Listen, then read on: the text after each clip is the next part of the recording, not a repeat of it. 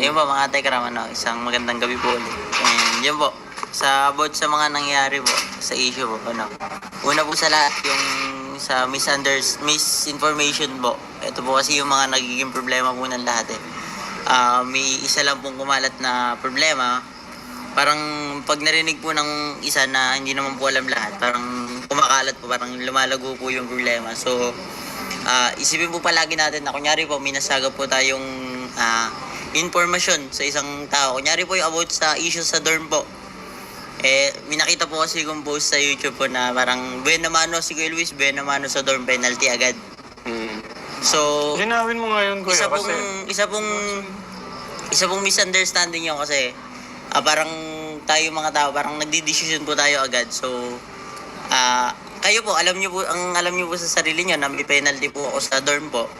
Pero sa akin po, kinonfirm ko po sa dorm master po namin. Wala naman po akong penalty po. So, diyan po tayo nagkakaproblema kasi hindi man po kayo nagkakasala sa akin kasi hindi ko po nakikita. Pero sa mata po ng Panginoon is sobrang mali po nun, di ba po? Kasi post tayo ng mga maling informasyon. Parang sinisiraan po natin yung isang tao.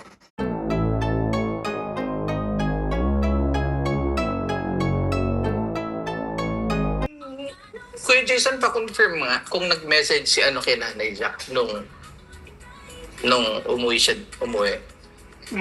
Pwede natin i-share yan. Oh. Ito ka, Tekram, nabigyan ko po kayo ng parang...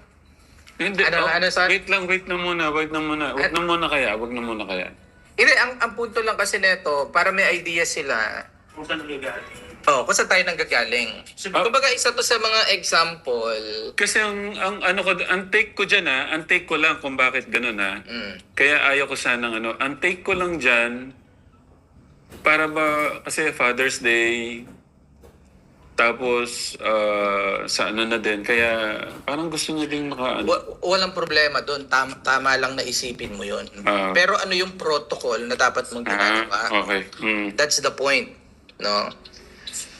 Di ba po hinatid po sa Laguna, Siyempre, iniisip mo doon, safety, kaya nga hinanap siya ng magandang matutuluyan niya. Doon mismo, yung pinili pa nila yung aircon nga, at saka may logbook kasi yan, in and out. No? So, in short, nagka-penalty po siya, buena mano agad. Kasi may rules po kasi sa mga dorm na ganyan. May mga dapat na oras na sinusunod. Na anuhan po agad, na buena manuhan po agad ng penalty. Na penalty po agad. Kaumpisa pa lang ng pag-aaral. Pero wag naman po sana, kumbaga sana, wag nang maulit. Ang ginawa po is umuwi. Umuwi pumunta sa church. Di ba? Pumunta sa church, pero hindi umuwi sa bahay. Pero wala ata tayo nun? Wala tayo. Nung nandun tayo sa Oo nga, nandun nga tayo sa... Oo, nandito tayo. Eto malupit. Wala pong may alam. I mean, supposed to be, di ba, message ka, Nanay Jack, Tatay Ram, uwi po ako kasi ganito, ganyan. O kaya, may activity. Pero may PM siya, kaso hindi nagsabi na, bumati siya. Hindi, ang kasi, Tatay Yung Ram, pag-uwi. yung uuwi ka from Laguna, magsasabi ka kasi safe yung pinag-uusapan. Yan nga Diba? Wala tong issue kung pupuntahan mo, kung celebration ba, kung importante ba o hindi. Ang pinag-usapan dito, yung safety mo, aalis ka dun sa alam naming safe ka, tapos aalis ka nang hindi namin alam. Oh. Diba?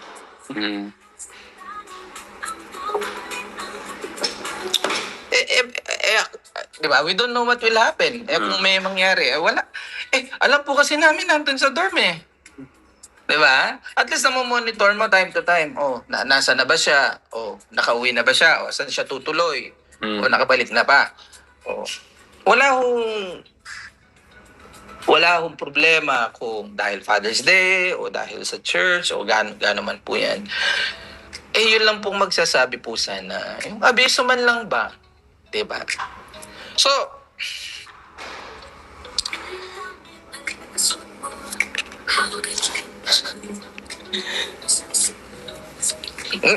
Sana, Kategram, medyo makuha nyo na dun pa lang, ano. Sana man lang dito lang sa malapit, kabilang ano lang. Diba? So, well, again, kumbaga, bilang tao lang naman, tayo nakakaramdam. Ano? Pero, syempre, yan naman po ay naaayos. Yan naman po yung nababago. Mm. Syempre sa atin, we have frustration. Normal po yun. Hindi naman ho kami robot sa mga parang ano dyan na bakit ganun kami, ba't kami nakakaramdam. Tao po kasi kami. Syempre nakakaramdam ka ng frustration. Ang mahirap po kasi simpleng kibot lang, napufrustrate ka na. Hindi naman po tayo ganun eh. Mahaba po yung ating understanding. Pero syempre, nasasagad din po. Diba? Ang hirap po kasi sa mga nagmamaminsan, wala po kayong alam dun sa maraming mga paulit-ulit na problema na dahilan kung bakit po kami na-frustrate. Lalo na si You don't have any most of the details kung bakit po kami nagiging ganon yung nararamdaman namin. Ang alam nyo lang, napanood nyo siya minsan dito, napanood nyo siya doon. Yung pong frustration namin, everyday na na-experience po namin, hindi po nyo yun alam. No? At kumbaga yung reaction po namin na to is hindi lang po dahil may isa lang na naging problema, ito lang naman yung ginawa niyang mali. Bakit hindi ho ganun? Hindi ho tayo ganun kababaw. Kung ganun lang kababaw, ba't naman ho tayo magre-react or parang aabot sa mga ganitong reaction or parang approach, no? Hindi ho tayo ganun kababaw. Kaya yung iba, naintindihan ko yung kapag nagko-comment sila ng bakit daw parang pinapahiya, ganyan-ganyan. Ang liit lang naman, oh. Di ba? So, sana ho mag-gets nyo yun. Napakasimpleng bagay kasi safety mo yung pinag-uusapan. Sabi ni Reach the IDs, ayan, ito po kasing case po natin. Social media po kasi yung ating pinagsimulan at magpasa hanggang ngayon pa naman, marami po kasing mga taong involved, may mga ninang, may mga solid followers halimbawa ni Kuya Luis. Gusto nila nalalaman ho nila yung mga bagay-bagay. Yung iba talaga is well invested, talagang aturing talaga adapt, no? Kaya po halimbawa, sina Ninang Precious, sina Tita... Sinare ko talaga kasi. Sila may regular ho na nakakausap ni Tatay Ram, no?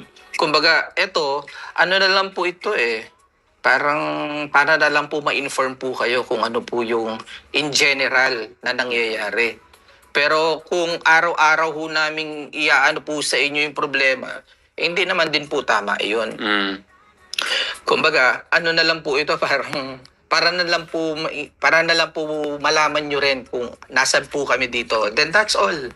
Diba? So ayun, no, Katekram, yun po yung buod or parang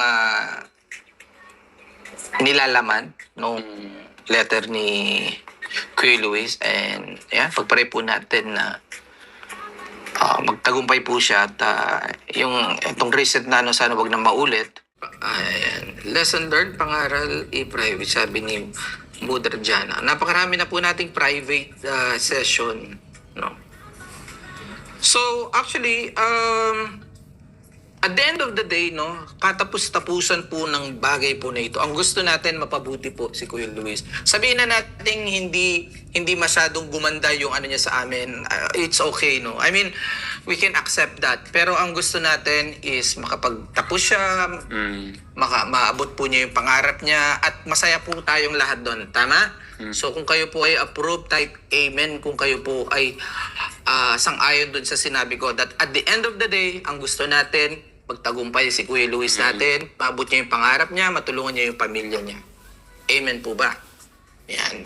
Sa tingin ko, dyan po magkakaisa po tayo. No? Yan. Sasamahan po namin siya hanggang dulo. Huwag po kayong mag-alala. Ano lang naman, yung time lang naman yung ano ko. Kaya yung kasing mga tension na ganyan, kailangan kasi yan eh. Kapag kasi walang tension, parang wala nang Wala nang gustong magbago kapag walang tension. Di ba sa politics, may tension ngayon sa politics kasi pareho may gustong mangyari. Di ba? So, on the other side, may maganda siyang naidudulot.